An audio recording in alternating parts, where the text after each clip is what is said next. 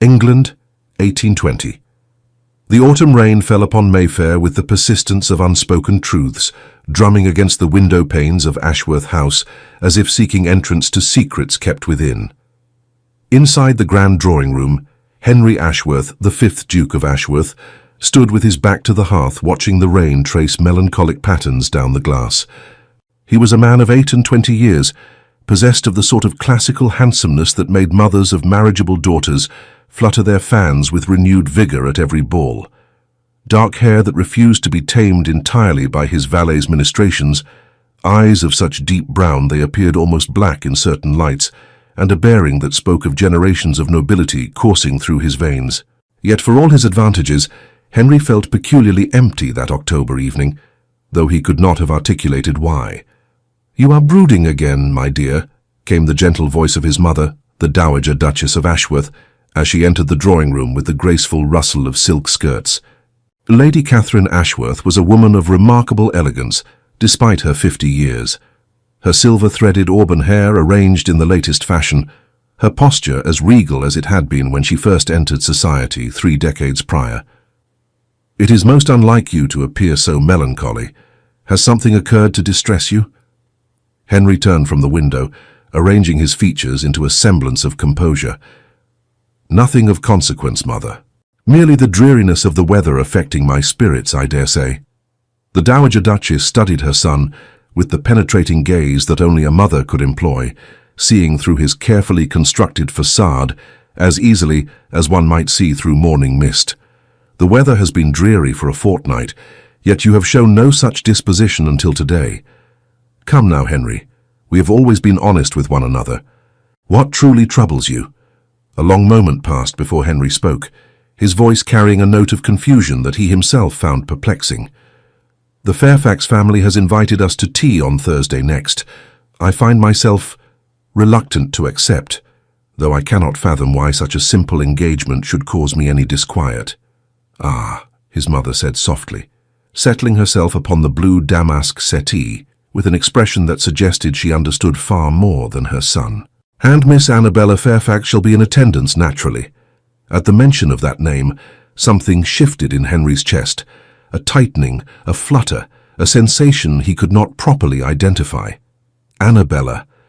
Miss Annabella Fairfax, the daughter of his father's dearest friend, the girl who had run through the corridors of Ashworth Manor during countless summer visits, who had scraped her knees climbing trees alongside him when they were children, who had grown into a young woman of 21, with eyes the colour of spring lavender, and a laugh that seemed to make the very air shimmer with joy. "Of course she shall be present," Henry replied, his tone carefully neutral, "though I fail to see what bearing that has upon the matter. Annabella she is practically my sister, mother. You know this as well as I. Our families have been connected since before either of us drew breath." The Dowager Duchess's lips curved into the faintest suggestion of a smile, though she had the wisdom to hide it behind her teacup as she took a delicate sip. "Indeed. Practically your sister. How very fraternal your concern." Henry frowned, sensing mockery where he could identify none in his mother's words. "You speak in riddles this evening, madam. If you have some point to make, I should prefer you make it plainly." "I merely observe, my dear, that for someone who views Miss Fairfax with such purely fraternal regard, you appear remarkably unsettled by the prospect of taking tea in her company." Lady Catherine set down her cup with precise care. "But perhaps I am mistaken. Perhaps it is merely the weather, as you say." Before Henry could formulate a response, the drawing-room door opened once more to admit Pemberton, the Ashworth butler, who had served the family for more than 30 years with impeccable discretion. "Your Grace," he intoned with his customary solemnity, "a message has arrived from Lord Fairfax. It is marked as urgent." Henry felt that strange tightening in his chest intensify as he crossed the room to accept the sealed letter. His hands, usually so steady whether holding reins or signing documents of state, trembled almost imperceptibly as he broke the wax seal bearing the Fairfax crest. His eyes scanned the contents once, then again, as if he could not quite believe what he read. The colour drained from his face with such rapidity that his mother rose from her seat in alarm. "Henry, What is it? Has something happened to the Fairfax family?" "Not happened," Henry said slowly, his voice hollow. "Or rather, something is about to happen. Lord Fairfax writes to inform us, to inform me that Miss Annabella has received an offer of marriage from Lord Edmund Hartwell, the Earl of Thornbury." He looked up from the letter, his dark eyes wide with what might have been shock or something far more complicated. "And she has accepted him. Thank you for staying with us until the end of this emotional journey. If this story touched your heart, we invite you to subscribe, like, comment, and share our channel. Your support inspires us to keep creating more stories of love, redemption, and breathtaking twists. Help us reach our first 1,000 subscribers, and together we'll continue sharing tales that warm the heart. At the end of this video, you'll see a suggestion for another of our historical stories. Click and let yourself be enchanted by another unforgettable tale. The words seemed to echo in the sudden silence of the drawing room. Outside, the rain intensified, lashing against the windows with renewed fury. Lady Catherine sank back onto the settee, her hand pressed to her throat in a gesture of surprise that was entirely unfeigned. "Lord Hartwell, but he is nearly 40, is he not? And I understood his temperament to be rather severe, most unlike our dear Annabella's gentle disposition." "He is a man of considerable fortune and impeccable lineage," Henry said mechanically, repeating the very words Lord Fairfax had written. "Lord Fairfax seems most pleased with the match. He writes that the betrothal shall be announced at a gathering this Thursday, the very tea to which we have been invited. It seems the invitation was not merely for tea, but to celebrate this joyous occasion." The bitterness in his final words was unmistakable, and it startled him as much as it did his mother. Henry stared at the letter in his hands as if it were written in a foreign tongue, as if the familiar loops and curves of Lord Fairfax's handwriting had suddenly become incomprehensible. Annabella, married to Lord Hartwell, a man known throughout London for his cold demeanour and exacting standards, a man who had buried his first wife under mysterious circumstances that society whispered about but never openly discussed, a man whose estate in Derbyshire was said to be as cheerless and grey as his disposition.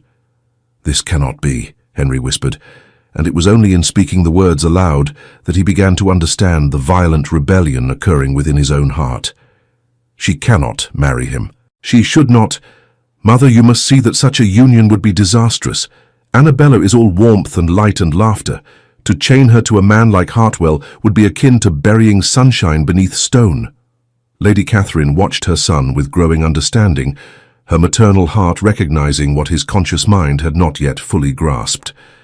And yet Lord Fairfax, who loves his daughter dearly, has consented to the match. One must assume he believes it advantageous for her. "Advantageous?" Henry's voice rose, passion breaking through the careful control he had maintained for so many years. He began to pace the length of the drawing room like a caged lion, his hands clenching and unclenching at his sides. What advantage can there be in condemning a girl of her spirit to a life of cold formality and joyless propriety? Hartwell cares nothing for music, and Annabella plays the pianoforte like an angel. He despises literature, and she reads poetry until the candles burn down to stubs. He tolerates no levity whatsoever, and her laughter is the most... He stopped abruptly, the words dying on his lips as realization crashed over him with the force of a tidal wave. The room seemed to tilt beneath his feet. His breath came short and sharp as memory after memory flooded through his mind. Annabella at 17, reading to him beneath the oak tree at Ashworth Manor, while summer sunlight dappled through the leaves, her voice soft and melodious as she brought poetry to life. Annabella at 19, her eyes shining with unshed tears when he had told her, with careless kindness, that she was like a sister to him, that he treasured their friendship above all others. Annabella just 3 months past at the High Pemberton Ball, dancing with Lord Hartwell, while Henry watched from across the ballroom, fighting the inexplicable urge to cross the floor and claim her hand for himself, telling himself such possessive feelings were merely protective, fraternal concern. "Good God," he breathed, the letter falling from his nerveless fingers to flutter onto the Persian carpet. "I am a fool, the greatest fool who ever drew breath. Henry." His mother's voice was gentle, encouraging. drawing the confession from him as one might draw poison from a wound. "I love her." The words emerged as little more than a whisper, but they carried the weight of revelation, of truth too long denied. Not as a sister, never as a sister, though I convinced myself otherwise for years. I love her as a man loves the woman he cannot bear to live without, and I have realized it too late, far, far too late. He sank into a chair, his head in his hands, the very picture of elegant despair. The Duke of Ashworth, whose composure was legendary throughout society, whose control over his emotions was absolute, sat broken in his own drawing room, undone by the recognition of his own heart.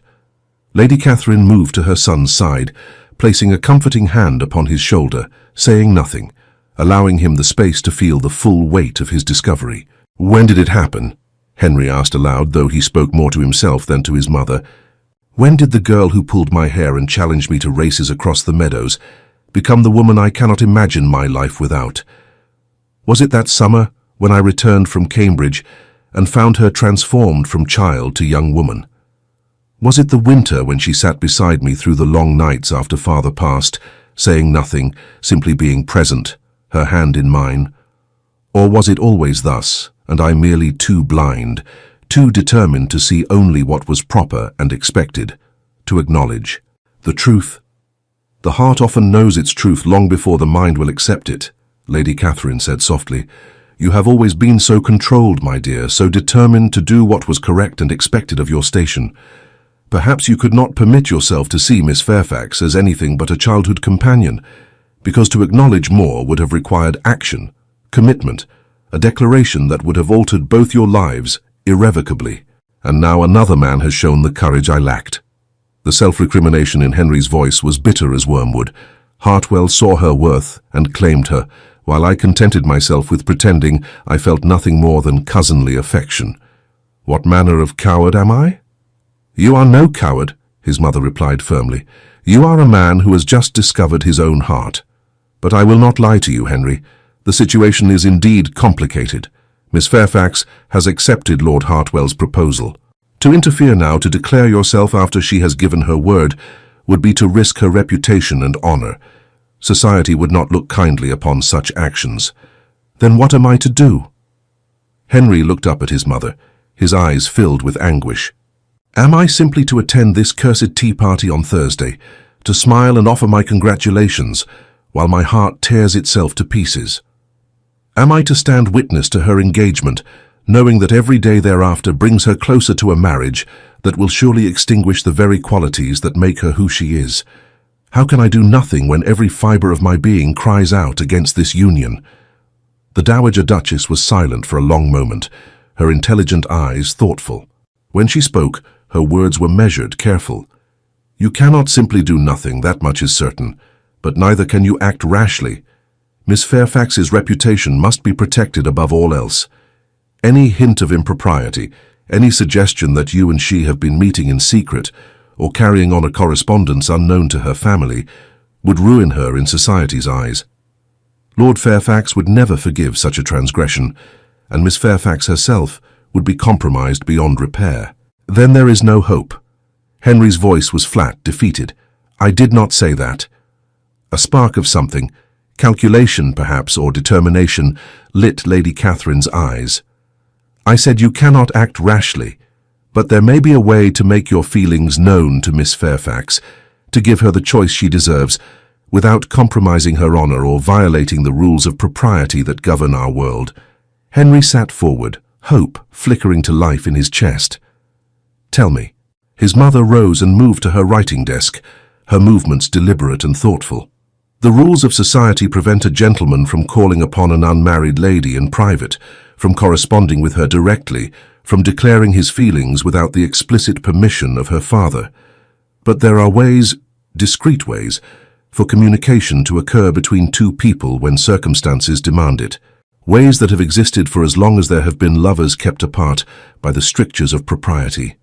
You speak of clandestine meetings, secret assignations." Henry shook his head. "Mother, I could not ask Annabella to risk—" "I speak of letters," Lady Catherine interrupted smoothly. letters that express what cannot be spoken aloud, letters that you would write and that I would deliver. Henry stared at his mother in astonishment. You would act as a go-between. Mother, if such a scheme were discovered, your own reputation would suffer. My reputation is unassailable after 30 years as the Duchess of Ashworth, and more so now as the Dowager Duchess, she replied with a dismissive wave of her hand. More importantly, who would suspect an old woman of facilitating a secret correspondence? I have been friends with Lady Fairfax since we were girls together. It is the most natural thing in the world for me to call upon her, to take tea with her and her daughter. No one would think twice if I happened to press a letter into Miss Fairfax's hand during such a visit, or if she were to entrust me with a reply. We would be two mothers gossiping over china cups, nothing more. The audacity of the plan was breathtaking. Henry felt a surge of something he had not experienced since learning of Annabella's engagement. Hope, fierce and bright and terrifying in its intensity. But what could I possibly write that would make a difference? She has accepted Hartwell. Her father has consented. The betrothal is to be announced. Even if she were to learn of my feelings, what good would it do? She is bound by honor to proceed with the engagement. Is she? Lady Catherine's tone was pointed. A betrothal is not a marriage, Henry. Until the vows are spoken in church, either party may withdraw if they have cause to do so. Yes, it would create scandal. Yes, there would be talk. But if Miss Fairfax were to realize that her affections lay elsewhere, if she were to understand that the man she believed saw her only as a sister, in fact loved her with all his heart, might she not find the courage to speak with her father, to explain that she had made a mistake in accepting Lord Hartwell? You believe she may harbor feelings for me? The question emerged tentatively, as if Henry feared the answer. I believe, his mother said carefully, that I have eyes, my dear. I have watched Miss Fairfax in your company for many years. I have seen how her gaze follows you when she thinks no one observes, how her smiles are brightest when directed toward you, how she once excused herself from a ball in tears after overhearing you tell Lord Pemberton that you considered her a sister and nothing more. A woman does not weep over a man she regards with mere friendly affection. The memory struck Henry with physical force. That night at the Pemberton ball 2 years past, he had been speaking with his friend, laughing about the machinations of matchmaking mamas, when Lord Pemberton had remarked that Henry should simply marry Miss Fairfax and be done with the parade of hopeful debutantes. Henry had responded with practiced ease, declaring that Annabella was like a sister to him, that he could no more consider her romantically than he could his own blood relations. He remembered seeing a flash of blue silk disappearing around a corner, remembered thinking absently that someone must have been standing just beyond the doorway, but he had given it no further thought. Until now. Oh God. The words emerged as a groan. I said that where she could hear. I wounded her with my own thoughtless words, which makes it all the more imperative that she understand the truth now, Lady Catherine said firmly. But you must move quickly, Henry. The betrothal is to be announced on Thursday. That gives us less than a week to act. If Miss Fairfax is to break her engagement, it must be done before the public announcement. After that, the scandal would be too great, the damage to her reputation too severe. Henry stood abruptly, energy and purpose flooding through him where moments before there had been only despair. Then I must write to her at once. Tonight, I shall pour out everything I feel, everything I have been too blind to acknowledge until this moment. Not so hasty, his mother cautioned. Remember, you cannot simply declare yourself and demand she break her engagement. You must give her truth, yes, but also reassurance, understanding, and above all you must make clear that you will respect whatever decision she makes. Miss Fairfax must feel that she has a genuine choice, not that she is being pressured to exchange one obligation for another. The wisdom in his mother's words cooled the fever of Henry's desperation. He nodded slowly, understanding the delicate balance required. This was not some grand romantic gesture where he could simply sweep Annabella into his arms and declare his devotion. This was a matter of the heart, yes, but also of reputation, family honor, and social consequence. Every word he wrote would need to be carefully considered, honest yet respectful, passionate yet mindful of her dignity and agency. "I shall need your guidance," he admitted. "I have never written such a letter before. I scarce know where to begin."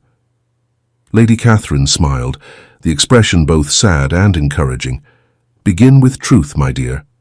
That is always the best place to start. Tell her what you have come to understand about your own feelings. Apologize for the hurt you have caused with your blindness. But most importantly, assure her that whatever she decides, you will honor her choice and wish only for her happiness." As the rain continued its melancholy percussion against the windows, Henry moved to his study, his mother's words echoing in his mind. He sat at his father's old desk, his desk now, though he still thought of it as belonging to the late Duke, and drew forth a sheet of fine writing paper.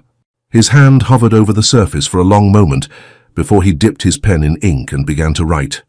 "My dearest Annabella, I scarce know how to begin this letter, save to say that I am writing to you in a manner most irregular, and I must beg your understanding and discretion. My mother, the Dowager Duchess, has agreed to act as intermediary for this correspondence, a fact which speaks to both her affection for you and her belief that certain truths must be spoken even when propriety might suggest otherwise. I have learned today of your engagement to Lord Hartwell. I understand that I should write to offer my congratulations, to express joy at your forthcoming nuptials, to wish you every happiness in your future life. And yet I find I cannot pen such words, for they would be the falsest I have ever written. Annabella, I must confess something to you that I have only this very evening come to understand about myself. For years, perhaps for the whole of our acquaintance, I have thought of you in terms that I now recognize were both deeply felt and profoundly mistaken. I told myself, and I told others, that I regarded you as a sister, that my affection for you was purely fraternal. I believed this with all the certainty of my conscious mind. But the heart, it seems, knows truths that the mind refuses to acknowledge. Upon learning that you were to marry another, I felt not the pleased satisfaction one might feel at a sister's advantageous match, but rather a pain so acute, so devastating, that it brought me to my knees. In that moment of anguish, I understood what I should have recognized years ago. I love you, Annabella, not as a brother loves a sister, but as a man loves the woman he wishes to spend his life beside. Henry paused, reading over the words he had written. They seemed inadequate to express the tumult in his heart, yet anything more elaborate might sound insincere. He continued, his pen moving more swiftly now as honesty poured forth. I realize how this confession must appear, how convenient it seems that I should discover my feelings only after you have accepted another man's proposal. I cannot blame you if you think this some selfish attempt to unsettle your peace or disrupt your plans. But I swear to you, Annabella, I write not to manipulate you, or to demand anything of you, but simply because I cannot bear the thought of you entering into marriage without knowing the truth of my heart. I remember the summer you turned 17, when you read poetry to me beneath the oak tree at Ashworth Manor. I remember thinking how beautiful your voice was, how it seemed to bring the words to life in a way I had never heard before. I told myself my pleasure in your company was merely the enjoyment of an old friend's society. I was deceiving myself even then. I remember the winter after my father's passing, when you sat with me through those dark, grief-stricken nights, saying little but being present, your hand steady in mine. I told myself I drew comfort from you as I might from a sister. I was blind to the truth, that your presence was a balm to my soul in a way no one else's could ever be. I remember the Pemberton ball 2 years past, when I spoke carelessly, thoughtlessly, within your hearing. I said you were like a sister to me. I saw a flash of blue silk as someone, you I now understand, fled from the doorway. I wounded you that night with words I believed to be true, and for that, Annabella, I am profoundly sorry. If I could recall those words, if I could erase the hurt I caused, I would do so in an instant. But I cannot change the past. I can only speak truthfully in the present and hope that you will forgive my long blindness to my own heart. I must say this plainly. I am not writing to demand that you break your engagement. I am not so arrogant as to assume that my belated revelation of feeling should overturn your plans or disrupt your life. You have given your word to Lord Hartwell, and I know you are a woman of honor who does not make such commitments lightly. If you love him, if you believe that marriage to him will bring you happiness, Then I will respect that decision absolutely.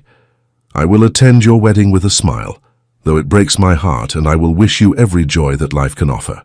But if there is any part of you that doubts this match, if you accepted Lord Hartwell's proposal for reasons of duty or family expectation rather than genuine affection, if the thought of spending your life with him fills you with anything less than joy, then I beg you to consider carefully before you proceed.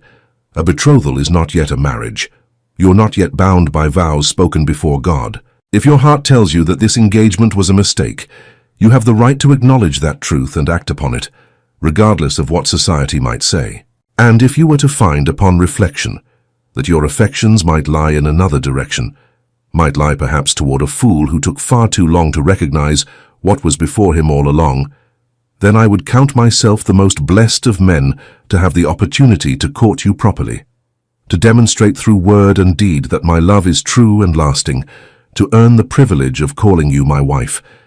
But this must be your choice, Annabella, entirely and completely your choice. Whatever you decide, I will honor it. If you wish me never to speak of this again, if you wish to proceed with your marriage to Lord Hartwell, I will trouble you no further. But if you have questions, if you wish to express your own thoughts or feelings on this matter, my mother will continue to serve as our intermediary, and anything you wish to say to me will be held in strictest confidence. I shall be present at the tea on Thursday, as your father's letter invited my family to attend. I shall conduct myself with all the propriety the occasion demands, but know that whatever face I present to society, my heart is wholly and irrevocably yours. With deepest affection and respect, Henry. He read the letter through twice, making small corrections, then folded it with careful precision and sealed it with wax bearing his signet ring. His hands trembled slightly as he carried it back to the drawing room, where his mother waited with remarkable patience. "It is done," he said simply, placing the letter in her hands. "My fate, our fate, now rests in her reply." Lady Catherine took the letter with reverence, as if she understood the weight of hope and fear it contained. "I shall call upon Lady Fairfax tomorrow afternoon. It is not unusual for me to pay her a visit, and I shall ensure that this reaches Miss Fairfax's hands with complete discretion. And if she wishes to reply?" Henry's voice was rough with emotion. "Then I shall retrieve her response and bring it to you with all speed." His mother's expression softened. "Try to rest tonight, my dear. I know it seems impossible, but you have done all you can for the moment. The rest is in Miss Fairfax's hands, and perhaps in the hands of Providence." Rest, of course, proved impossible. Henry passed the night in his study, alternately pacing and sitting in his father's leather chair, staring at the flames in the fireplace as they slowly died to embers. His mind conjured endless variations of how Annabella might respond to his letter, with joy, with confusion, with anger at his presumption, with polite dismissal. Each imagined scenario was more tormenting than the last. By the time dawn broke over London, painting the rain-washed streets in shades of pearl and gold, Henry looked as haggard as a man who had survived a siege. His valet, the ever-discreet Thomas, made no comment upon his master's appearance beyond a barely perceptible raising of one eyebrow as he laid out fresh clothes. The day passed with excruciating slowness. Henry attempted to occupy himself with estate business, with correspondence that required his attention, with a book from his library, but none of it could hold his focus for more than a few moments. His mind was miles away, in a grand house across Mayfair, wondering if his mother had successfully delivered his letter, if Annabella had read it, what her reaction might have been. It was late afternoon when Lady Catherine finally returned to Ashworth House.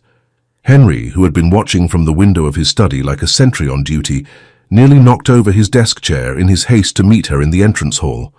"Well?" he demanded, propriety abandoned in the face of desperate need. "Did you see her? Were you able to give her the letter?" His mother handed her cloak and gloves to a waiting footman with maddening composure before turning to her son. "Let us speak in private," she said, and led the way to the drawing room with Henry following so closely he nearly trod on her skirts. Once the door was closed behind them, Lady Catherine's formal bearing softened slightly.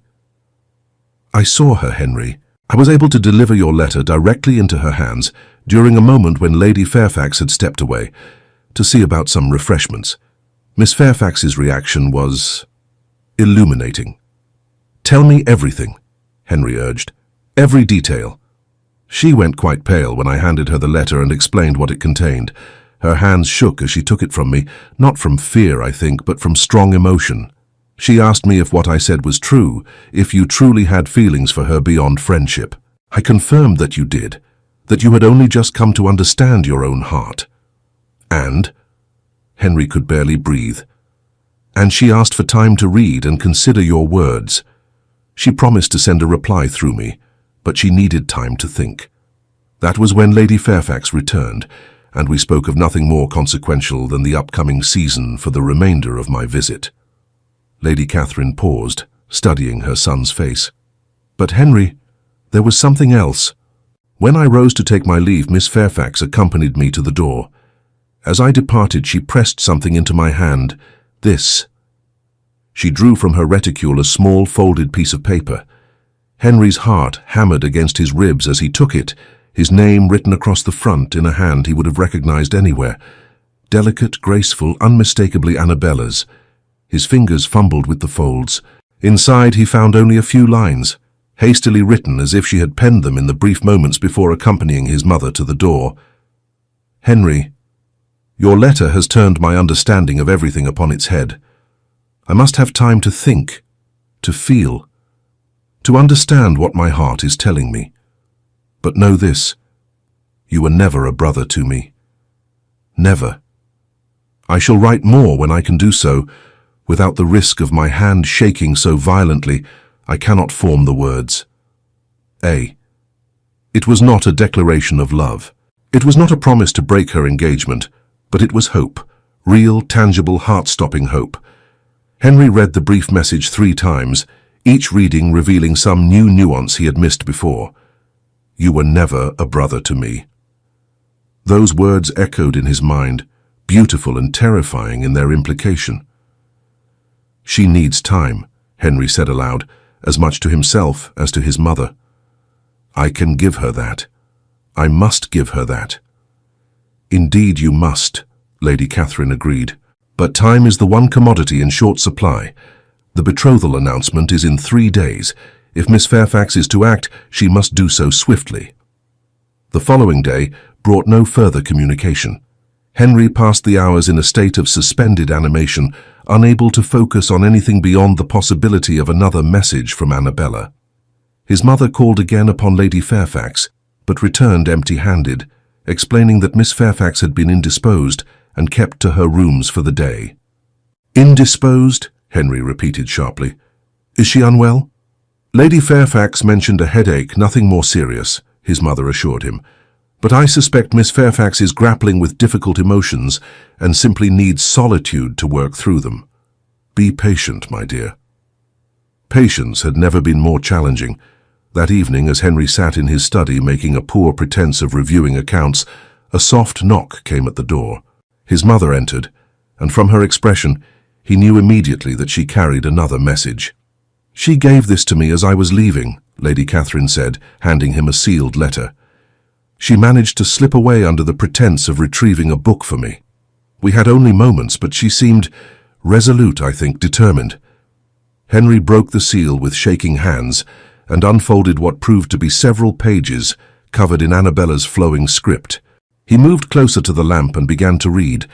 Dearest Henry, I have read your letter no fewer than 20 times since your mother placed it in my hands. I have cried over it, raged at it, and held it to my heart as if the paper itself might convey some comfort. And now I must attempt to compose a reply, though my thoughts are so tangled that I scarce know where one feeling ends and another begins. First, you must know that your confession has not surprised me as much as you might think. Or rather, the fact that you have feelings for me is not what surprises. What shocks me to my core is that you have admitted them. For years, Henry, I have carried a secret love for you that I believed would never be returned. I have watched you at balls and gatherings, have treasured every moment of conversation between us, have kept each memory like a precious gem hidden away where no one might see and mock me for my foolish devotion. When you told Lord Pemberton that I was like a sister to you, I felt as if my heart had been torn from my chest. I wept for 3 days, telling my mother I had caught a chill. In truth, I was grieving for a love I thought could never be acknowledged, let alone returned. I decided that night that I must make every effort to regard you as you regarded me, as a friend, nothing more. I tried, Henry. I truly tried to extinguish what I felt. But the heart, as you so rightly observed in your letter, knows truths the mind cannot alter. I continued to love you despite my best efforts to do otherwise. Every time I saw you, my resolution crumbled. Every conversation between us left me both joyful and devastated. Joyful to be in your company, devastated by the knowledge that you saw me only as a sister. And so when Lord Hartwell approached my father to request permission to court me, I did not discourage the suit as perhaps I should have. He is not the sort of man I would have chosen for myself if I were free to choose based solely on affection. You are correct in your assessment of his character. He is cold, formal, exacting in his standards, but he is also wealthy, titled, and considered an excellent match by society's measure. My father was overjoyed at the prospect of such an alliance. I told myself that perhaps this was for the best. If I could not have the man I loved, then what did it matter whom I married? At least with Lord Hartwell I would be settled, secure, removed from the torment of seeing you at every social gathering and knowing you could never be mine. I convinced myself that affection might grow with time, that companionship could develop even where passion did not exist. I accepted his proposal not out of love, Henry, but out of desperation and resignation. And now you write to tell me that everything I believed was false. You tell me that you love me, that you have perhaps always loved me, but were too blind to see it. Do you have any conception of what such words do to a woman's heart? It is as if I have been walking through darkness for years, and suddenly someone has lit 1,000 candles all at once. The light is glorious, Henry, but it is also blinding, terrifying in its intensity. Because now I am faced with an impossible choice. I have given my word to Lord Hartwell. My father has announced the engagement to our closest family and friends. The public announcement is to be made in 2 days' time. To break such an agreement would create scandal, not only for myself, but for my entire family. Lord Hartwell would be humiliated, and he is not a man who takes humiliation lightly. There would be consequences, social, financial, perhaps even legal, depending on how vindictive he chose to be. Yet how can I proceed with this marriage now that I know the truth of your feelings? How can I stand before God and vow to love and honor Lord Hartwell when my heart belongs entirely to another? Would that not be the greater sin, to enter into holy matrimony with a lie upon my lips and in my soul? I'm torn, Henry. I'm frightened and confused, and so desperately hopeful that it hurts to draw breath. I need to see you, to speak with you face to face, to hear these words from your own lips rather than written on paper. But I know that is impossible. The rules of propriety that govern our world will not permit such a meeting, not without proper chaperonage, not without risking the very reputation we are trying to protect. What am I to do? I have prayed for guidance, but heaven seems silent on the matter. I have examined my heart from every angle, and it speaks with singular clarity. I love you, I have always loved you, and the thought of binding myself to another man when you have finally declared yourself is unbearable. But love alone does not solve the practical difficulties we face. Even if I were to find the courage to break my engagement to Lord Hartwell, there is no guarantee that my father would consent to a match between us. He might be furious at my breach of word, might refuse to consider any alternative arrangement. He might even send me away to relatives in the country to avoid further scandal. And you, Henry, what of your position? You are the Duke of Ashworth. Your choices are scrutinized by society in ways mine are not. If you were to pursue me after I had broken an engagement, there would be talk. Some would admire your romantic gesture. Others would condemn you for interfering in another man's betrothal. Your reputation might suffer. Your standing in society might be damaged. Can I ask you to risk that for my sake? Yet even as I write these objections, even as I list all the reasons why this is complicated and difficult and fraught with danger, my heart cries out with a single unwavering truth. I want to be with you. I want to walk beside you through life as your wife, your partner, your beloved. I want to laugh with you and read poetry beneath oak trees and sit with you through dark nights when grief threatens to overwhelm. I want everything that marriage could offer between two people who truly love one another, not the hollow, joyless union I would have with Lord Hartwell. So I must ask you plainly, Henry, what do you propose we do? How can we navigate these treacherous waters without destroying both our reputations and our family's honor? You write that you will respect whatever decision I make, but I confess I am paralyzed by indecision. I need your counsel, your wisdom, your strength to help me find a path forward. Write to me again, I beg you. Tell me what you think we should do. Tell me if you truly believe there is hope for us, or if this confession has come too late, when the wheels of fate have already been set in motion and cannot be stopped. I await your reply with all the desperate hope and fear my heart can contain. Yours, always and irrevocably. Annabella Henry read the letter through once, then immediately read it again, his emotions swinging wildly between elation and despair. She loved him. She had always loved him. Those words alone were enough to make his heart soar, but the complications she outlined were real and daunting. He could not simply dismiss her concerns, could not wave away the very legitimate obstacles that stood between them and happiness. She is right about the difficulties, he said aloud, looking up to find his mother watching him with patient understanding. Even if she breaks the engagement, Lord Fairfax may refuse to consider an alternative match. He may view my involvement as interference and manipulation. And Hartwell, I have no doubt he would seek some form of retribution if he were publicly humiliated in this manner. All of that is true, Lady Catherine acknowledged. But are those obstacles insurmountable, or are they merely challenges that require careful navigation? You tell me, Mother. You have far more experience in the intricacies of society than I. Henry set down the letter and began to pace, his mind working through possibilities. How does one convince a father to allow his daughter to break one engagement in favor of another without causing irreparable scandal?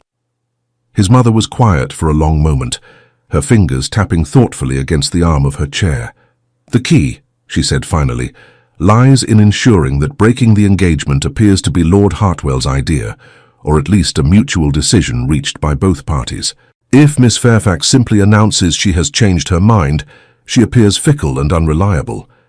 But if there is some reason, some incompatibility discovered, some concern raised, that makes both parties agree the match is unsuitable, then the dissolution of the engagement can occur with minimal scandal. But what reason could there be? Henry demanded. They have been courting for weeks. Any incompatibility should have been discovered long before the engagement was agreed upon. So unless, Lady Catherine said slowly, certain information came to light only after the engagement was settled. Information that, while not damning enough to completely ruin Lord Hartwell's reputation, would nonetheless give any reasonable father pause about entrusting his daughter to such a man. Henry stopped pacing and stared at his mother. What manner of information? I have lived in London society for 30 years, my dear. I know where all manner of bodies are buried, so to speak, and I happen to know certain things about Lord Hartwell that are not widely circulated, but are nonetheless true. For instance, I know that his first wife did not die of natural causes, as he claimed, but rather from injuries sustained in a fall down the stairs of his estate. The local magistrate investigated, but found no evidence of foul play. However, the servants of that household told a different story. They spoke of arguments, of Lord Hartwell's terrible temper, of his wife's fear in the months before her death. Henry felt his blood run cold. You are suggesting Hartwell murdered his wife? I am suggesting nothing of the sort, for I have no proof of such a serious accusation, Lady Catherine said firmly. What I am suggesting is that there is documented evidence of Lord Hartwell's volatile temper, of his first wife's fear, of suspicious circumstances surrounding her death that were never fully investigated. Such information, brought to Lord Fairfax's attention by a concerned friend, might give him cause to reconsider the wisdom of this match. But surely Lord Fairfax would have investigated Hartwell's background before consenting to the engagement. Men see what they wish to see, particularly when the alliance is advantageous. Lord Hartwell's wealth and title blinded Lord Fairfax to concerns that should have been addressed, but if those concerns were presented by someone whose judgment he trusts, by me, for instance, he might be persuaded to look more carefully at the man to whom he is entrusting his beloved daughter's future. Henry could see the elegance of the plan, but he hesitated. "Mother, if we spread such information about Hartwell, even if it is true, we risk making a powerful enemy. He could retaliate against our family." "Let him try," Lady Catherine said with surprising steel in her voice. "The Ashworth name has stood firm for generations. I do not fear the Earl of Thornbury, particularly not when I am acting to protect a young woman from a potentially dangerous marriage. Besides, I would not be spreading rumors or gossip. I would be sharing documented concerns with a father who has the right to know the full character of his future son-in-law. And if Lord Fairfax does reconsider the engagement based on this information, if he allows Annabella to break her betrothal to Hartwell, what then? He may not immediately consent to a match between Annabella and myself. He may wish to wait, to ensure there is no appearance of impropriety, to let the scandal die down before considering any new arrangements." "Then you court her properly," his mother replied, "openly, with her father's permission, following all the rules of proper conduct. You demonstrate to Lord Fairfax and to society that your intentions are honourable, that this is not some sordid affair, but a genuine attachment between two people who have known each other all their lives. You prove yourself worthy of her. It was not a perfect plan, there were still risks, still potential complications, but it offered hope, real, tangible hope, that had not existed before." Henry moved to his writing desk and drew out fresh paper, his purpose renewed, his determination absolute. "My dearest Annabella, your letter has given me both the greatest joy and the deepest concern.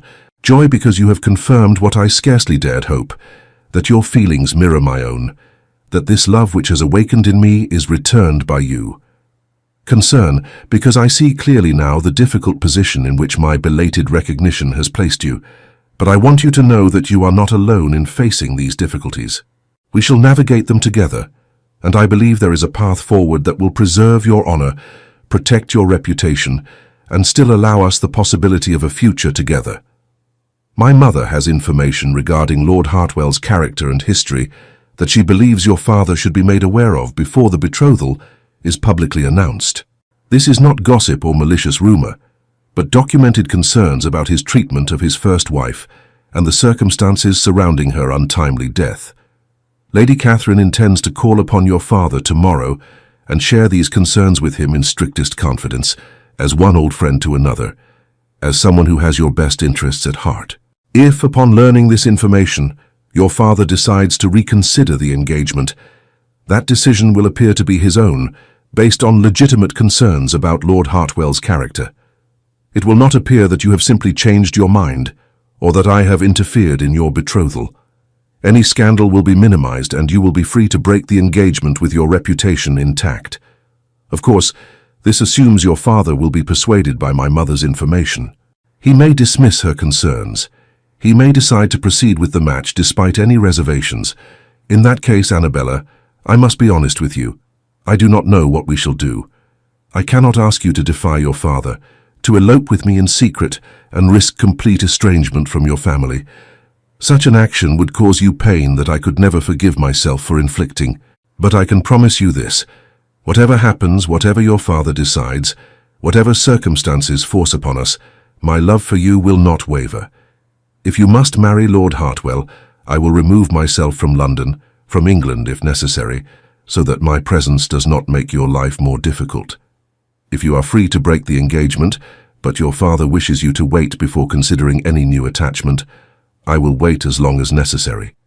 If we are permitted to court openly, I will prove myself worthy of you with every breath I draw. You ask me if there is hope for us. Yes, my darling, there is hope. Perhaps not the certainty we might wish for, perhaps not the clear and easy path we might prefer, but hope nonetheless, and sometimes hope is enough to build upon. The tea party is tomorrow, that cursed gathering where your engagement to Hartwell was to be announced. If my mother's conversation with your father goes as we hope, perhaps that announcement will not occur. Perhaps instead we shall all gather for tea and polite conversation, and beneath the surface We shall know that fate has granted us a reprieve, a chance to begin again. I shall be there tomorrow, Annabella. I shall conduct myself with perfect propriety, as I promised. But know that my eyes will seek yours across the room, and in that glance I hope you will read everything my heart longs to say, but cannot yet speak aloud. Be brave, my love. Whatever tomorrow brings, we shall face it together, even if we must do so in silence and from opposite sides of a drawing room. With all my love and devotion, Henry. He sealed the letter and handed it to his mother, who tucked it into her reticule with the same care she had shown the previous messages. I shall deliver this first thing in the morning, she promised, and then I shall call upon Lord Fairfax. It is fortunate that Lady Fairfax is visiting her sister in Bath this week. The conversation will be easier to arrange with only Lord Fairfax in residence. You are certain about this information regarding Hartwell? Henry needed to hear it again, needed to be sure they were not acting on mere suspicion or speculation. I am certain, Lady Catherine confirmed. I have friends among the servants of Thornbury Hall. The stories they tell are consistent and troubling. Whether Lord Hartwell was directly responsible for his wife's death or merely created an environment of fear that led to it, he is not a man to whom I would entrust the safety and happiness of Miss Fairfax. That night Henry slept better than he had in days, sustained by hope and purpose. The next morning dawned clear and bright, the autumn sun burning away the mist that clung to London streets. He dressed with particular care, choosing a coat of deep blue that Annabella had once complimented, having his valet arrange his cravat in the complicated folds that fashion demanded. Lady Catherine departed Ashworth House mid-morning, armed with her information and her determination. Henry waited in an agony of suspense, unable to focus on anything. Every minute seemed to stretch into an hour. He found himself standing at the window of his study, watching the street below, as if he might somehow divine the outcome of his mother's visit through sheer force of will. It was past noon when Lady Catherine finally returned. Henry met her at the door, his heart in his throat. "Well?" he demanded, abandoning all pretense of calm. His mother's expression was unreadable as she handed her gloves to the waiting footman.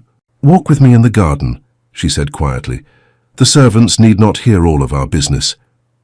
The late October air was crisp as they stepped into the formal gardens behind Ashworth House. Lady Catherine waited until they were well away from the house before she spoke.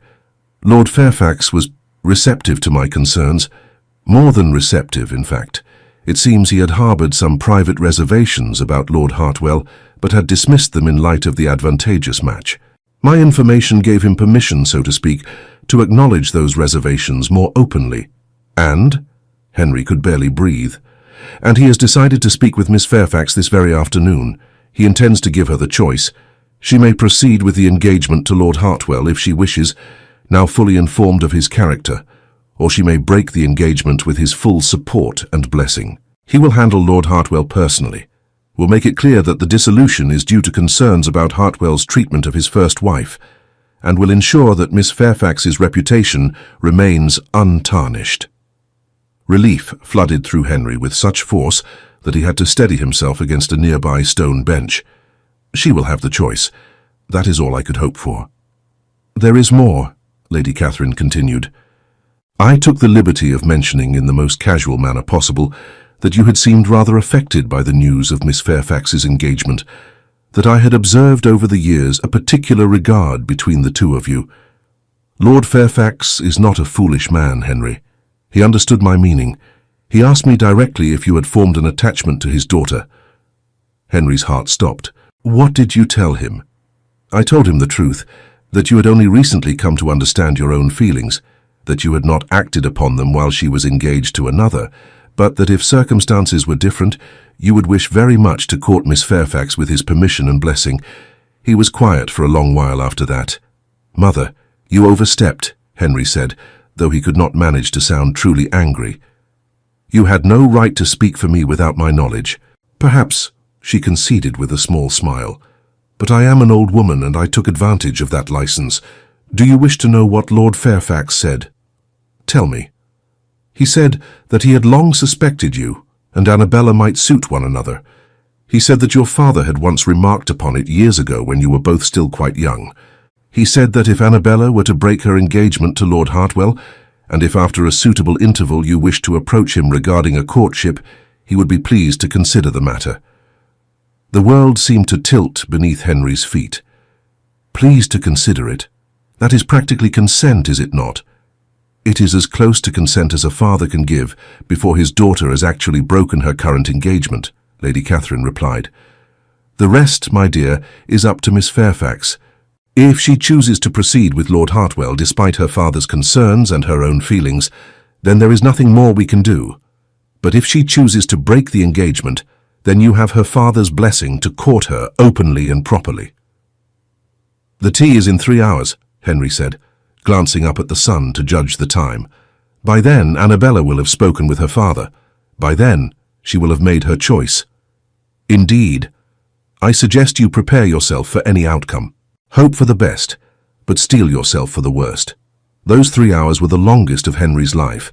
He changed his coat twice, decided the blue was indeed the best choice, then changed into a different blue entirely. He practiced what he might say if given the opportunity to speak with Annabella privately. Though he knew such an opportunity was unlikely to arise, he imagined her face when she saw him, tried to prepare himself for joy or disappointment or anything in between. Finally, mercifully, it was time to depart for the Fairfax residence. Henry and his mother travelled in the Ashworth carriage through the familiar streets of Mayfair, the short journey feeling interminable. When they arrived at the elegant townhouse, they were ushered into the drawing-room where several other guests had already assembled. Friends of the family, acquaintances, people who had been invited to celebrate what was meant to be a joyous announcement. But the atmosphere in the room felt strange, tense. Lord Fairfax stood near the fireplace, his expression grave. There was no sign of Annabella. Lady Hartwell, Lord Hartwell's elderly mother, who had accompanied her son, looked confused and somewhat irritated. And Lord Hartwell himself stood by the window, his face carved from ice, his jaw so tight Henry could see the muscle jumping beneath his skin. "Ah, the Duke and Dowager Duchess of Ashworth," Lord Fairfax said with strained courtesy as they entered. "Thank you for attending. I'm afraid there has been a change in circumstances regarding this afternoon's planned celebration." Before he could elaborate, the door opened once more, and Annabella entered the room. Henry's breath caught at the sight of her.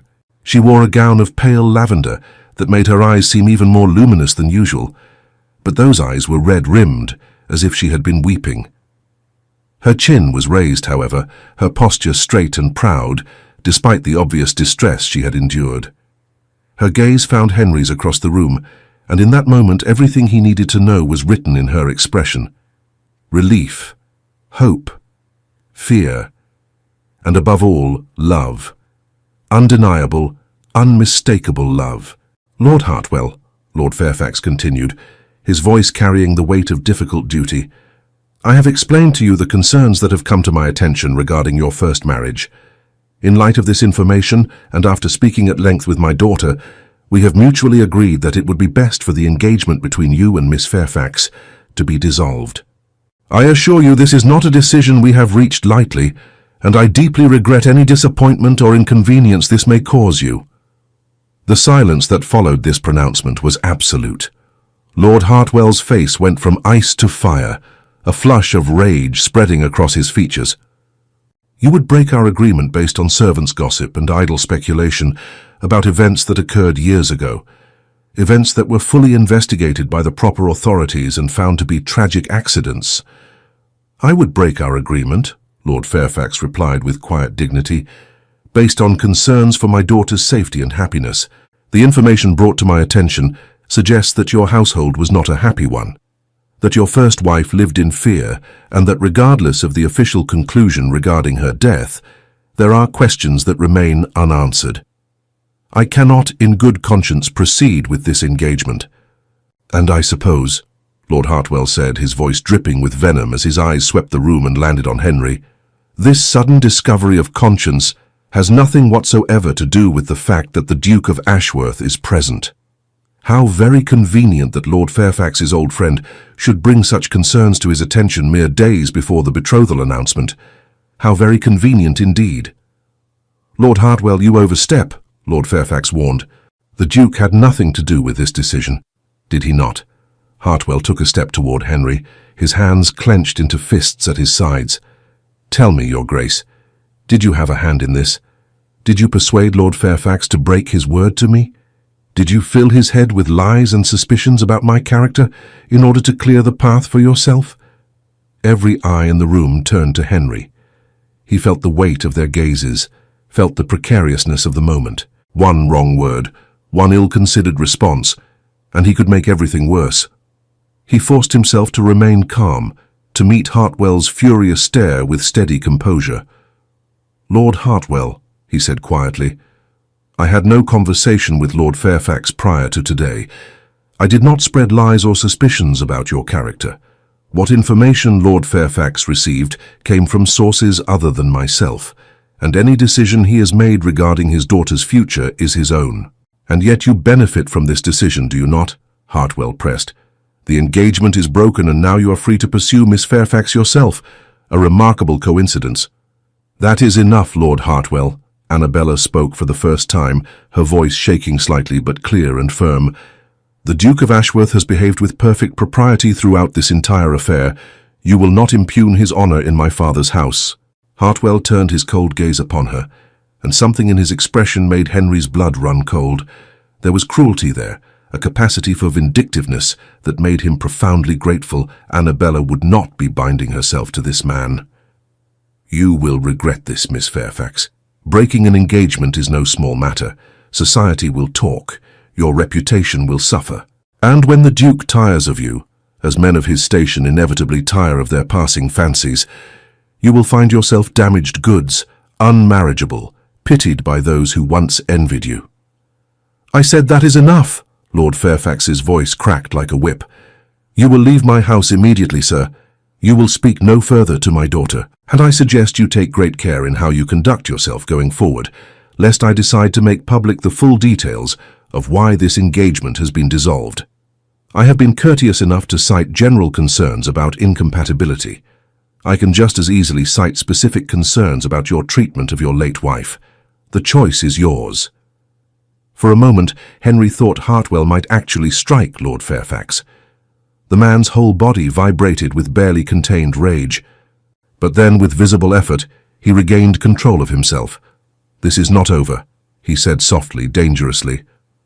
"You have made a powerful enemy today, Lord Fairfax. You as well, Your Grace. I do not forget insults, and I do not forgive betrayal." He turned on his heel and stalked from the room, his elderly mother hurrying after him with muttered apologies and obvious embarrassment. The other guests began to file out as well, recognizing that the afternoon's entertainment, such as it was, had concluded. Within minutes, only the Fairfax family and the Ashworths remained. Lord Fairfax seemed to age 10 years in the space of moments. He sank into a chair, his hand over his eyes. "That was even more unpleasant than I had anticipated. Father, I am sorry," Annabella began, moving to his side. "I never meant to bring difficulty upon our family." "Hush, child." He reached up to pat her hand. "You have nothing to apologize for. I should have investigated Hartwell more thoroughly before consenting to the match. I allowed my judgment to be clouded by considerations of wealth and title, and I nearly made a grievous error. You were right to question the engagement, and I was right to support your decision to break it. But Lord Hartwell's threats are the bluster of an angry man who has been thwarted. He will not act on them. He has too much to lose if I decide to speak openly about the circumstances of his first wife's death." Lord Fairfax looked up at his daughter, his expression softening. "You are free now, Annabella, free to make your own choice about your future, without coercion or pressure. Whatever you decide, I will support you."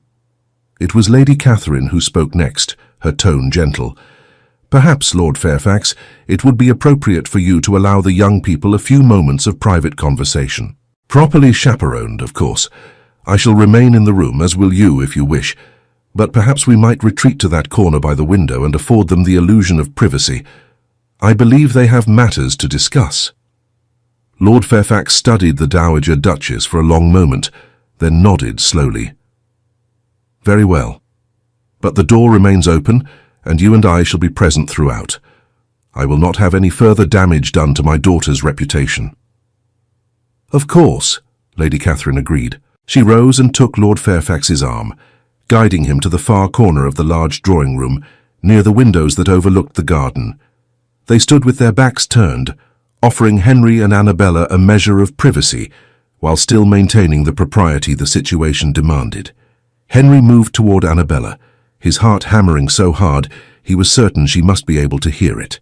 Up close he could see the traces of tears on her cheeks, the exhaustion in her eyes, but also the relief and joy that lit her features from within. She was the most beautiful thing he had ever seen. "Annabella," he said softly, "are you truly all right? That scene with Hartwell was unpleasant but necessary," she interrupted. "And I am well, Henry, better than well. For the first time in months, I feel as if I can breathe freely. Your father said you were free to make your own choice about your future." Henry struggled to keep his voice low, mindful of their chaperones across the room. "Have you given any thought to what that choice might be?" A smile curved her lips, tentative, nervous, but genuine. "I have thought of little else since I received your first letter. I have thought about what my life would be like if I had proceeded with the marriage to Lord Hartwell, imagining long years of cold formality and joyless duty.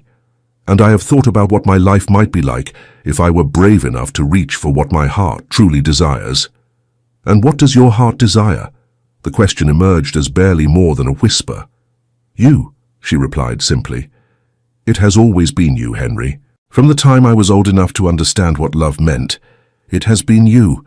When you said I was like a sister to you, I thought my heart would never recover. But now, knowing that you have come to understand your own feelings, knowing that what I felt was not unrequited after all, it is almost too much joy to contain." Henry took her hand, a daring gesture even with chaperones present, but he could not resist the need to touch her, to make some physical connection that affirmed the emotional bond between them. Her fingers curled around his, warm and strong and sure. "Then may I have your father's permission to court you properly?" he asked. "Not in secret, not through clandestine letters delivered by my mother, but openly, as a gentleman courts the lady he hopes to make his wife. May I call upon you here? May I escort you to social gatherings? May I demonstrate to you and to all of society that my intentions are honorable and my affection is true?" "I believe my father has already indicated he would welcome such attentions," Annabella replied, her smile widening. "But perhaps you should ask him directly. He is, after all, just across the room." Henry glanced toward Lord Fairfax, who was still ostensibly staring out the window, but whose posture suggested he was listening to every word. Taking a deep breath, Henry raised his voice slightly. "Lord Fairfax, sir, might I have permission to formally court your daughter?" Lord Fairfax turned from the window, his expression stern but his eyes warm. "You may, Your Grace, with the understanding that any engagement between you and Annabella must wait a suitable interval to allow the scandal of the broken betrothal to fade. I will not have society saying that my daughter leapt from one man's arms to another's with indecent haste." "I understand completely, sir. I'm prepared to wait as long as necessary to demonstrate the sincerity of my regard. Then you have my blessing. Court my daughter properly, Your Grace. Prove yourself worthy of her. And perhaps by spring, if all goes well, we might discuss a more permanent arrangement. By spring, 6 months away." It seemed like an eternity, but after years of blindness, after so many wasted opportunities, Henry could wait 6 months. He could wait 6 years if necessary, as long as he knew that Annabella would be waiting alongside him. "Thank you, sir," Henry said gravely. Then, turning back to Annabella, he lowered his voice once more. "I promise you, I will make the most of this courtship. I will prove to you every day that you made the right choice in breaking your engagement. I will show you that the love I feel for you is neither fleeting nor false, but deep and true and lasting." "I do not need proof, Henry," Annabella replied softly. "I know your heart, just as you know mine. But I will gladly accept your courtship, will gladly spend the coming months learning even more about the man I have loved for so long." They stood together in that drawing room, hands still joined, while autumn sunlight streamed through the windows and their chaperones discreetly conversed in the corner.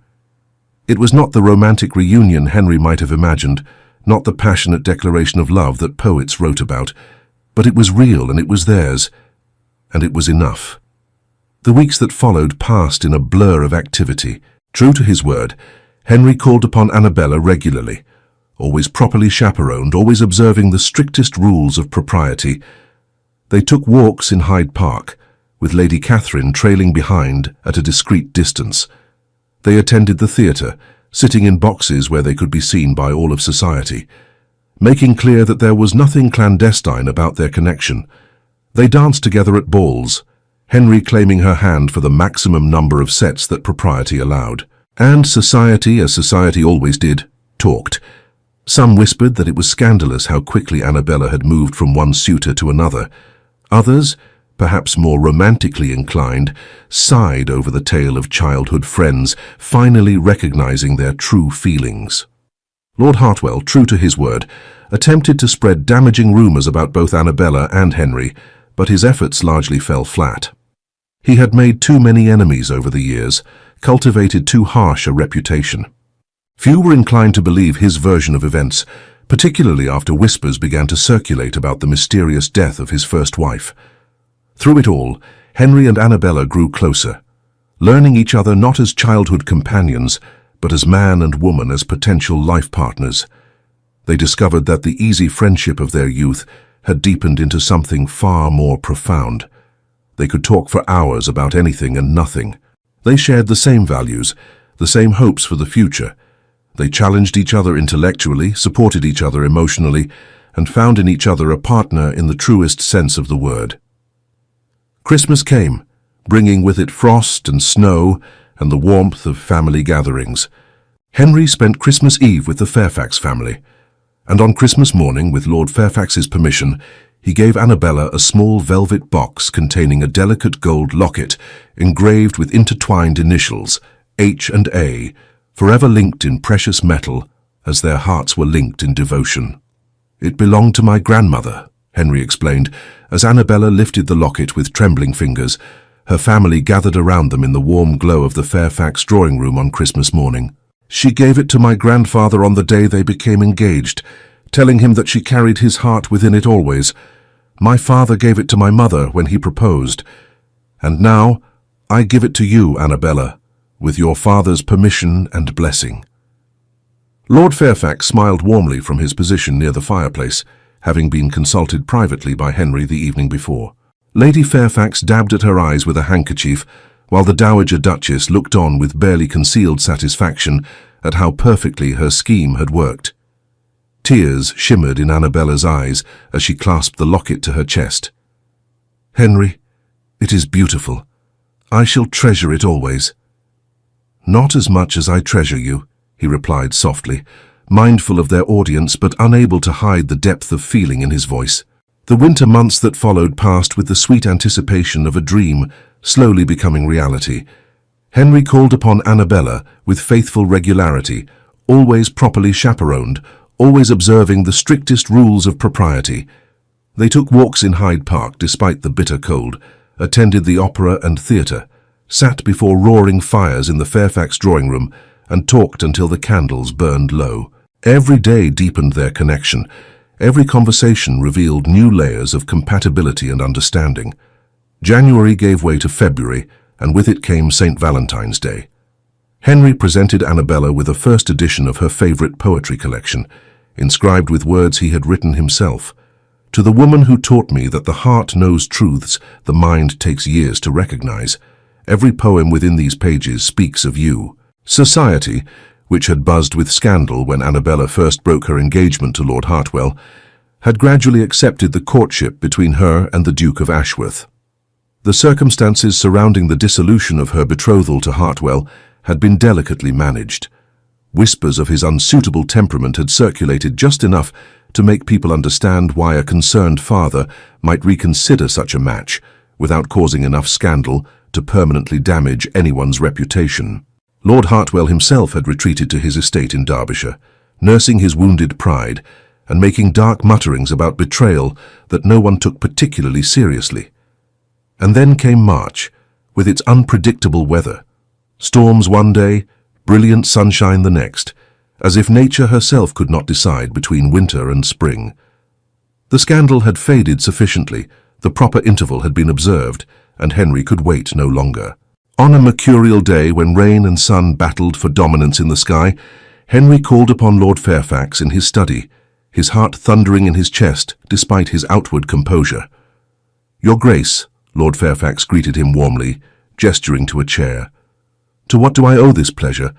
Annabella is in the music room if you are hoping to see her." "Actually, sir, it is you I wished to speak with." Henry remained standing, his hands clasped behind his back. Sufficient time has passed since the dissolution of Annabella's previous engagement. The scandal has largely faded. Society has accepted our courtship, and I can wait no longer to ask what my heart has been screaming for months. Lord Fairfax's expression softened with understanding. "You wish to ask for my daughter's hand in marriage?" "With every fibre of my being, sir. I love Annabella with a depth I did not know was possible. She is my dearest friend, my intellectual equal, the source of my greatest joy. I promise you, on my honor as the Duke of Ashworth, that I will spend every day of my life ensuring her happiness, protecting her, cherishing her, as she deserves to be cherished." Lord Fairfax was quiet for a long moment, studying Henry with the penetrating gaze of a father who loved his daughter beyond measure. Then, slowly, a smile spread across his face. "I have known you since you were a boy, Henry. I watched you grow into a man of honor and integrity. I knew your father, and I know he would be proud of the Duke you have become. There is no man in all of England to whom I would rather entrust my daughter's future happiness. You have my blessing to marry Annabella, assuming, of course, that she accepts your proposal." Relief and joy flooded through Henry. "Thank you, sir. Thank you for your blessing, for your trust. Go to her, Henry. She is waiting in the music room. I believe you will find her alone. Her mother and I thought you might appreciate a moment of privacy for what you wish to ask." Henry strode from the study toward the music room, where he could hear the faint strains of a pianoforte melody. He pushed the door open quietly. Annabella sat at the pianoforte, her fingers dancing across the keys with effortless grace. She wore a gown of soft rose silk, and around her throat gleamed the gold locket he had given her at Christmas. She stopped playing and turned, her face lighting up with the smile that never failed to make his heart skip. "Henry, I did not hear you arrive. Father said you wished to speak with him." "I did." He closed the door behind him and crossed to where she sat. "May I join you?" "Of course." She shifted on the piano bench, and he sat beside her, taking her hands in his. "Annabella, I have just come from your father's study, where I asked him for permission to pose a question to you." Her breath caught, her lavender eyes widening. "Henry, I know I have not always been wise where you are concerned. I wasted years not recognizing what was before me. But I see you now, Annabella. I see you so clearly that I wonder how I ever saw anything else." Tears began to slip down her cheeks, but she was smiling radiantly. "You see me. You have always seen me, Henry." He slid from the piano bench and knelt before her on the music room floor. From his coat pocket, he withdrew a small velvet box and opened it to reveal a ring of breathtaking beauty. A perfect amethyst, the exact shade of her eyes, surrounded by diamonds that caught the light. "Annabella Fairfax, will you do me the extraordinary honor of becoming my wife? Will you marry me not because it is expected, but because your heart desires it as mine does?" "Yes," she breathed, tears streaming down her face. "Yes, Henry, 1,000 times yes. I will marry you. I have loved you for so long that I cannot remember a time when you did not own my heart completely." Henry's hands shook as he slid the ring onto her finger. It fit perfectly. The moment the ring was in place, Annabella launched herself into his arms with such enthusiasm that they nearly toppled backward. He caught her, held her, and then, propriety abandoned in this perfect moment, he kissed her, pouring into that kiss every ounce of love and devotion he possessed. When they finally broke apart, both breathless, Henry rested his forehead against hers. "Your father will probably insist on a reasonable engagement period." "I do not care if we must wait," Annabella replied. "As long as I know you are mine, I can wait as long as necessary." I shall speak with him about a summer wedding, Henry decided. 3 months should satisfy society's expectations. I have waited long enough to make you my Duchess. As it happened, Lord Fairfax proved quite amenable to a summer wedding. He announced the engagement that very evening at a small family dinner, and within days, all of London society buzzed with the news. The Duke of Ashworth was to marry Miss Annabella Fairfax. The months leading up to the wedding passed in a whirlwind of preparations. Annabella spent countless hours with modistes and seamstresses, selecting fabrics and designs for her trousseau. The Dowager Duchess took charge of organizing the wedding breakfast, determined that it should be the social event of the season. Henry threw himself into preparing Ashworth Manor for his bride, overseeing renovations to the Duchess's chambers. But amidst all the preparations, Henry and Annabella carved out precious moments just for themselves. They continued their walks in Hyde Park, now with her hand tucked securely into the crook of his arm and a ring glittering on her finger. They talked for hours about their future, about the children they hoped to have, the life they would create together, the legacy they wished to build. Finally, blessedly, the wedding day arrived. It was the first Saturday in June, and London had never looked more beautiful. The sun shone brilliant and warm, flowers bloomed in riotous profusion, and the air itself seemed to shimmer with joy. Henry stood at the altar of St. George's Church in Hanover Square, his heart beating so hard he was certain the entire congregation could hear it. The church was packed with everyone who mattered in London society. His mother sat in the front pew, already dabbing at her eyes with a handkerchief. The organ began to play, and Henry's breath stopped entirely. Every head in the church turned toward the doors at the back of the nave. And then she appeared, Annabella on her father's arm, looking like something out of a dream. Her gown was of the finest white silk, embroidered with silver thread that caught the light streaming through the stained glass windows.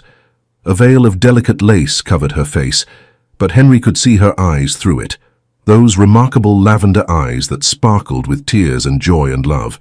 She carried a bouquet of white roses and lavender, and around her neck gleamed his grandmother's locket. She glided down the aisle with ethereal grace. But her eyes never left Henry's. Across the length of the nave, their gazes locked and held, and in that look passed every promise, every hope, every dream they shared. When she reached the altar, Lord Fairfax lifted her veil with tender care and kissed her cheek. "Be happy, my darling girl," he whispered. Then he placed her hand in Henry's and stepped back.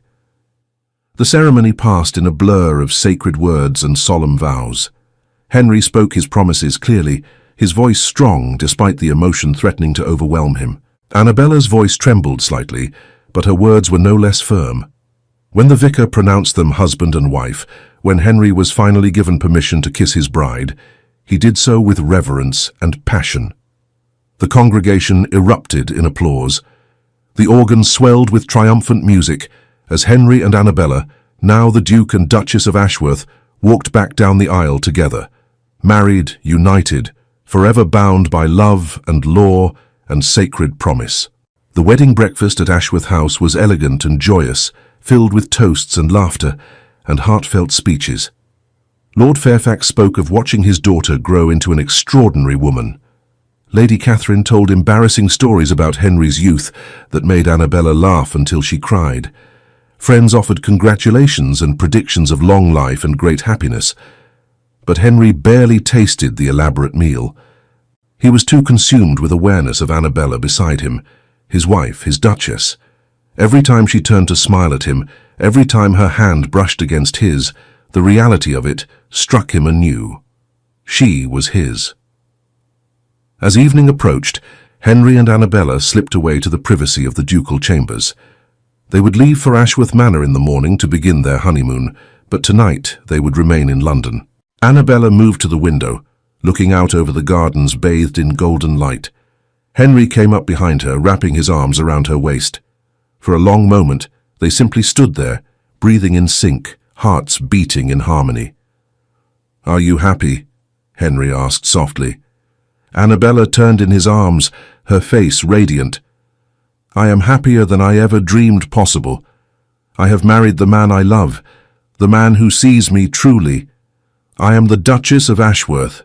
Yes, but more importantly, I am your wife. Your partner, your love. How could I be anything but deliriously happy? I wasted so many years, Henry said, regret coloring his voice. No, Annabella said firmly, placing her hand against his cheek. We did not waste those years. We spent them growing, becoming the people we needed to be to truly appreciate what we have now. Everything happened exactly as it needed to, exactly when it needed to. Our story is not diminished because it took time to unfold. It is enriched by it.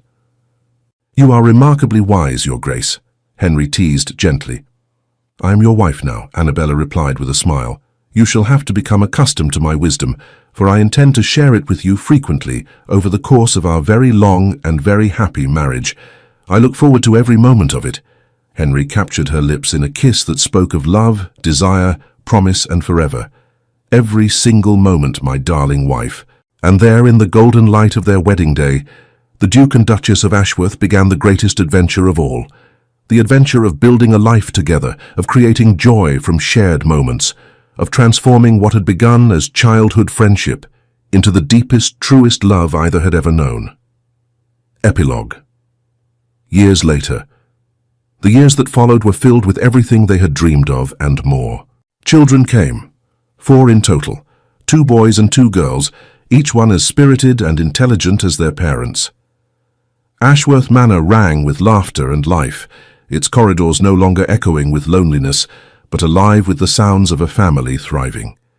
Henry proved himself an exemplary duke, managing his estates with wisdom and care, while Annabella became known throughout England for her patronage of the arts and her tireless work on behalf of education for girls.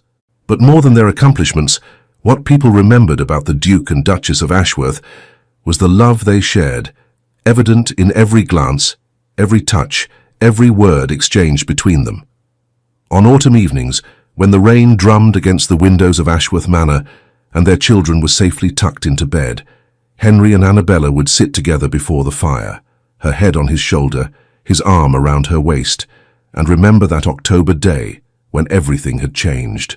Do you ever think about what might have happened if Lord Hartwell had not proposed? Annabella asked once, many years into their marriage on just such an evening. Every day, Henry admitted, I think about how close I came to losing you, to never recognizing what was before me all along. It terrifies me still. But it did not happen, Annabella reminded him, tilting her face up to kiss him softly. We found our way to each other. Perhaps not by the straightest path, perhaps not as quickly as we might have wished, but we found each other nonetheless. And that, my darling, is all that matters. Henry pulled her closer, breathing in the scent of lavender that still clung to her even after all these years. You are right, as you always are. We found each other, and I shall spend every remaining day of my life thanking Providence for the gift of you. And I, Annabella whispered against his lips, shall spend every day loving you more than I did the day before. They sat together as the fire burned low, and the rain continued its gentle percussion. 2 souls who had found in each other everything they had searched for. Home, partnership, friendship, passion, and above all the kind of love that transforms ordinary lives into extraordinary stories. The kind of love that begins with blindness and ends with perfect clarity. The kind of love that was worth waiting for. Thank you for staying with us until the end of this emotional journey.